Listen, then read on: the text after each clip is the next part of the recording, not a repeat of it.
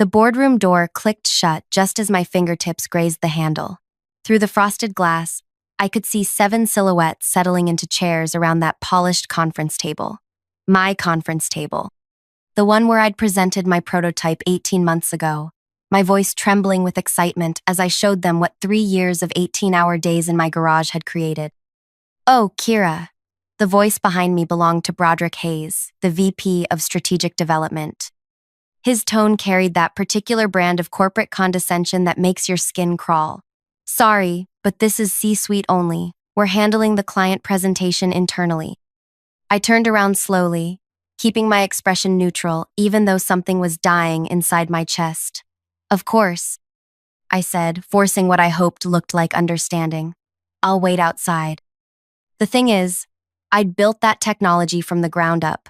Every algorithm, every interface, every breakthrough that made our system 30% faster than anything else on the market, that was me.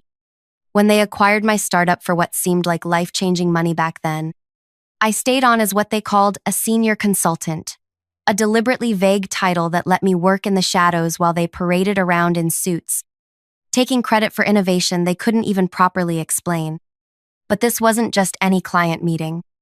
The $50 million contract they were about to discuss belonged to Elias Morton, the original investor who'd believed in my vision when everyone else called it impossible. The man who'd sat in my cramped garage office, drinking terrible coffee from mismatched mugs, while I walked him through wireframes sketched on napkins. "My name is Kira Thorne. I'm 28 years old, and until that moment, I thought I could stomach anything for the sake of financial security. I was wrong." Let me pause here for a moment. Before I go any further, could you take a few seconds to tell me in the comments where you're watching from? Because I want to know how far my story has reached people who might be going through something similar. And please hit that like button and subscribe for more stories like this one. Because what I'm about to tell you changed everything for me. And maybe it can help you too. The hallway felt endless as I walked away from that boardroom. My heels clicked against the marble floor, each step echoing like a countdown. I could hear muffled voices starting the presentation through the walls. They were using my slides, my research, my 3 years of failed experiments and breakthrough moments. They were selling my dreams to the one person who'd helped me build them. I made it to my office, a cramped space tucked away in the corner of the building, nothing like the windowed offices the executives occupied. I sat down at my desk and stared at the single photo I kept there. Me and my dad in his workshop when I was 12, both of us covered in grease, grinning over some broken engine we'd managed to fix together. He died before he could see what I'd built, but he always told me that the best revenge against people who underestimate you isn't proving them wrong, it's proving them irrelevant. For the first time in 18 months, I wasn't thinking about keeping my head down or playing it safe. I was thinking about that clause buried deep in my acquisition contract. The one my lawyer had insisted on, even when I thought it was unnecessary. The clause that said if I ever felt the company was misrepresenting or misusing my technology, I retained certain rights. The presentation lasted 2 hours. I know because I watched every executive file out of that boardroom with smug satisfaction written across their faces. Broderick even had the audacity to give me a thumbs up as he passed my office, like I should be grateful to have witnessed their success from the sidelines. That night, I went home to my apartment and pulled out a box I hadn't touched since the acquisition. Inside were all my original notebooks, prototype sketches, and correspondence with Elias from those early days. Every late-night brainstorming session we'd had was documented in handwritten notes and email chains. Every breakthrough moment was time-stamped and signed by both of us. But more importantly, I still had his personal phone number. I called him at 11 p.m., not through corporate channels, not through intermediaries, but direct. The way we used to talk when I was just a woman with an impossible idea and he was the only investor crazy enough to listen. "Kira?" His voice was surprised but warm. "I wasn't expecting to hear from you tonight. The presentation today was impressive, though I have to say, something felt off about it." My heart started racing. "What do you mean?" "Well," he paused, and I could picture him in his home office, probably wearing one of those worn sweaters he favored for evening calls. The team seemed to struggle with some of the technical details. When I asked about the original inspiration for the core algorithm, they gave me a lot of corporate speak, but no real story. You know how much I value understanding the human element behind innovation. This was it. This was the opening I needed, but I had to be careful. I couldn't sound bitter or vindictive. I had to sound professional, concerned, and most importantly, truthful. Elias, I said slowly, can I ask you something? Do you remember our conversation about intellectual integrity? The one we had in my garage about how the technology industry has a problem with people taking credit for work they didn't do? The silence on the other end stretched just long enough to make me nervous. I remember, he said finally. Kira, are you telling me something I need to know? Over the next hour, I walked him through everything, not with anger or accusations, but with documentation. I sent him photos of my original sketches, timestamps from my development logs, email chains between us from the early days. I showed him the acquisition contract clause about misrepresentation. I let the evidence speak for itself. The most beautiful part was that I didn't have to convince him of anything. He remembered our conversations, our collaborative development process, the way I could answer technical questions that stumped even my own hired developers. He'd always known the technology was mine, but he'd assumed the company was properly crediting me as the architect. Kira, he said when I finished, I want you to know that if this is accurate, and based on what I remember, I believe it is, then I cannot in good conscience proceed with this contract. More than that, I think we need to have a very different conversation about the future. What kind of conversation? The kind where I ask if you'd be interested in starting fresh, with proper funding, proper ownership, and proper recognition for your work. I've been looking for someone with your vision to lead a new initiative I've been planning. My hands were shaking, but not from fear this time. From possibility. I'd like to hear more about that. How about we meet tomorrow? Not in a corporate boardroom, but somewhere we can actually talk. I'll bring my development team leaders, the ones who handle technical due diligence. I want them to hear directly from the source about what makes this technology revolutionary. After we hung up, I sat in my living room for hours, staring at the city lights through my window. For the first time since the acquisition, I felt like myself again. Not like a consultant or an advisor or someone grateful for the opportunity to watch other people present her work. Like an innovator. Like someone with value that couldn't be replaced or replicated. The next morning, I arrived at work early. I needed to prepare for what was coming, but I also needed to gather additional evidence. I printed copies of every email, every development log, every timestamp that proved the timeline of my innovations.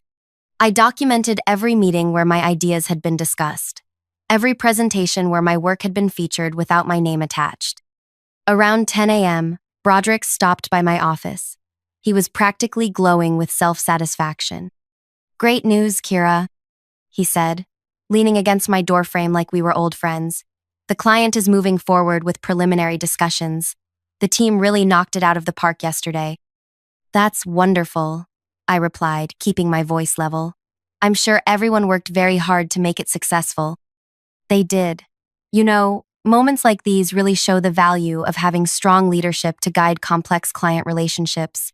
It takes experience to handle deals of this magnitude. I nodded thoughtfully. Absolutely.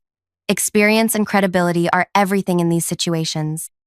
He left my office looking pleased with himself, completely unaware that his world was about to implode. At noon, my phone rang. It was Elias. Kira, I've made my decision. I'm withdrawing from negotiations with your current company immediately. Their representation of the technology was misleading at best, and I won't work with organizations that misappropriate intellectual contributions. I understand, I said, though my heart was pounding so hard I could barely hear my own voice. But I have a proposition for you. I want to fund your new company, your technology, your leadership, your vision. I'm prepared to offer you initial funding of $15 million, with the potential for significantly more as you scale. You'd maintain majority ownership and complete creative control. The room seemed to tilt sideways. Elias, I don't know what to say. Say yes, then say goodbye to people who don't value what you've built. Yes, I whispered. Absolutely yes. Excellent. I'm sending formal withdrawal documentation to your current company this afternoon. I expect they'll want to schedule some emergency meetings to discuss what went wrong. What went wrong? As if it was some mysterious corporate puzzle, instead of the predictable consequence of excluding the actual creator from discussions about her own work. Within an hour, the entire executive floor was in chaos. I could hear urgent conversations happening behind closed doors, phones ringing constantly, assistants hurrying between offices with stacks of papers. The $50 million deal that had seemed like a guaranteed win that morning was evaporating in real time. Broderick appeared in my doorway again, but this time his expression was completely different. The smugness was gone, replaced by something that looked almost like panic. Kira, he said, stepping fully into my office and closing the door behind him. We need to talk. There seems to be some kind of misunderstanding with the Morton Group. They're claiming there were misrepresentations in our presentation. That sounds serious, I said, turning away from my computer to face him directly. What kind of misrepresentations? They're asking questions about the original development team, the timeline of innovations, things like that. Very technical details that seem, I don't know, unnecessarily specific. I watched him struggle to find words that wouldn't admit what we both knew was true. Maybe they want to understand the technology better, I suggested. Some clients appreciate knowing the full story behind the innovations they're investing in. His face flushed slightly. Right. Well, the thing is, you were obviously very involved in the early development process. If they want to speak with someone who has that historical perspective, you might be the right person to have a conversation with them. Finally, after 18 months of being relegated to the shadows, they needed me front and center. I'd be happy to help, I said carefully, though I should mention that Elias Morton and I actually have quite a bit of history together. He was my original investor before the acquisition. The color drained from Broderick's face so quickly, I almost felt sorry for him. Almost. Your original investor? Oh yes. We worked together extensively during the early development phases. Very hands-on relationship. He's quite familiar with my role in creating the technology. Broderick left my office without another word. The afternoon brought a parade of executives to my door, each one more desperate than the last. First came Camille Sterling, the chief technology officer who'd never written a line of code in her life. Then Fletcher Morris, the VP of Innovation, who couldn't explain how innovation actually happened. One by one, they came to ask for my help in salvaging a deal that was falling apart because they'd excluded the one person who could actually answer the client's questions. But it was too late. By 5 p.m., Elias had sent formal documentation to the company's legal department, officially withdrawing from all negotiations and citing concerns about intellectual property misrepresentation. The letter specifically requested clarification about the original development team and asked for detailed documentation of each team member's contributions to the core technology. The executives had built their careers on taking credit for work they didn't understand, and now someone was asking them to prove their expertise. At 6 p.m., I submitted my resignation letter. Short, professional, and effective immediately. At 6:30, I walked out of that building for the last time, carrying nothing but my personal belongings and the satisfaction of knowing that everything was about to change. The phone calls started that evening. First Broderick, then Camille, then Fletcher. All of them wanting to discuss my departure and explore options for moving forward. All of them suddenly very interested in acknowledging my contributions and finding ways to properly credit my work. Too little, too late. The next morning, I woke up as the majority owner of a fully funded technology company with the backing of one of the most respected investors in the industry. The morning after that, I read in the business news that 7 executives from my former company had submitted their resignations following the collapse of their largest potential contract. The most beautiful part was that I never had to destroy them. I just had to let the truth surface. When someone asks you to prove you created something, and you can't, the conversation tends to end pretty quickly. The resignations made headlines in the tech industry.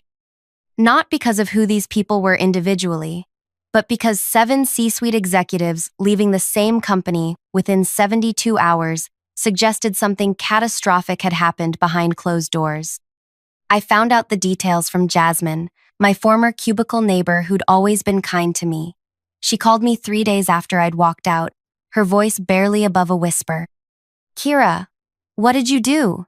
she asked, but she wasn't accusatory. She sounded amazed. "I told the truth," I said. "That's all." Well, the truth just demolished the entire leadership structure. They called an emergency board meeting yesterday. Apparently, when Elias Morton withdrew from the deal, he didn't just leave quietly. He sent a detailed report to the board of directors explaining exactly why he couldn't work with a company that misrepresented intellectual property. My stomach fluttered, but not with anxiety this time, with vindication. Jasmine continued. The board demanded documentation proving who actually developed the core technology. When the executives couldn't provide it, they started pointing fingers at each other. Broderick threw Camille under the bus, saying she should have known the technical details. Camille blamed Fletcher for not maintaining proper development records. Fletcher claimed it was everyone else's responsibility to verify the information before client presentations. And none of them could actually explain how the technology worked, I said. Exactly. The board brought in independent technical reviewers to assess the situation.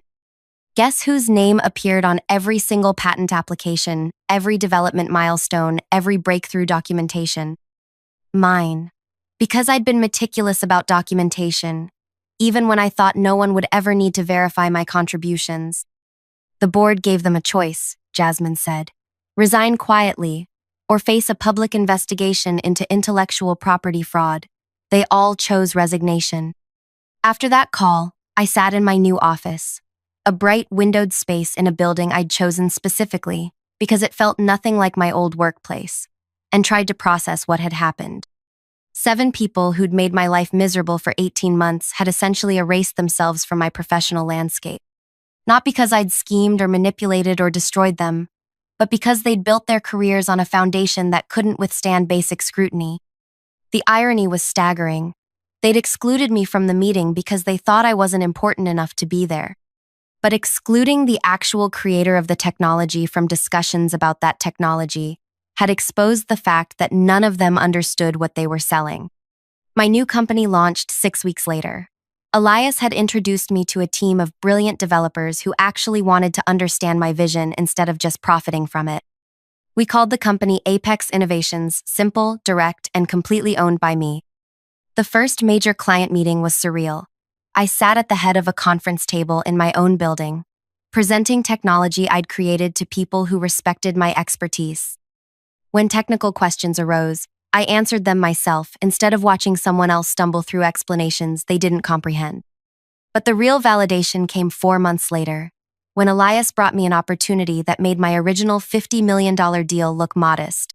Kira, he said during one of our weekly strategy meetings, I've been talking with some contacts in the aerospace industry. They're looking for exactly the kind of innovative approach you've developed, but they need someone who can scale it for much larger applications. How much larger? $200 million contract to start. Potential for expansion into international markets worth significantly more. I stared at him across the table, remembering all those months when I'd felt grateful just to have a job where I could work with my own technology. What's the timeline? I asked. They want to meet with you next month, just you. They specifically requested to work directly with the original innovator. The meeting took place in a conference room that overlooked the city skyline. As I presented my expanded vision for the technology, I kept thinking about that closed boardroom door from almost a year earlier. The click of that handle turning, the dismissive voice telling me I wasn't important enough to be included. This time, I was the only person in the room they wanted to hear from. The aerospace executives signed the contract that afternoon. 6 months later, my former company was acquired by a larger corporation for significantly less than its projected value. The loss of the Morton Group deal had triggered a cascade of problems, including investor confidence issues and client trust concerns. The business news articles mentioned that the company had experienced leadership instability and questions about intellectual property management. I learned about the acquisition from a LinkedIn notification. Several former colleagues had reached out to congratulate me on my new company's success, mentioning that they were looking for new opportunities since the acquisition meant layoffs were likely. But it was a message from an unexpected source that really caught my attention. Broderick Hayes had sent me a connection request with a personal note. Kira, I hope we can put the past behind us. I've learned a lot about the importance of proper attribution and would love to discuss potential collaboration opportunities. I stared at the message for a long time.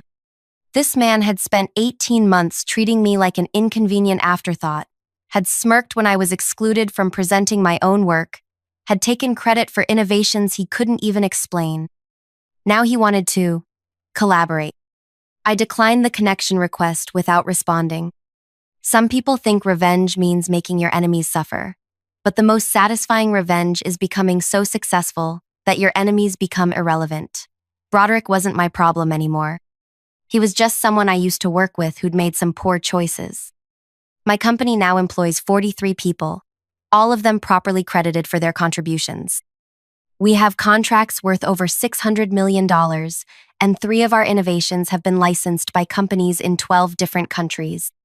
I own 78% of a business that industry analysts value at nearly $500 million. More importantly, I wake up every morning excited about the work I'm doing instead of dreading another day of watching other people present my ideas.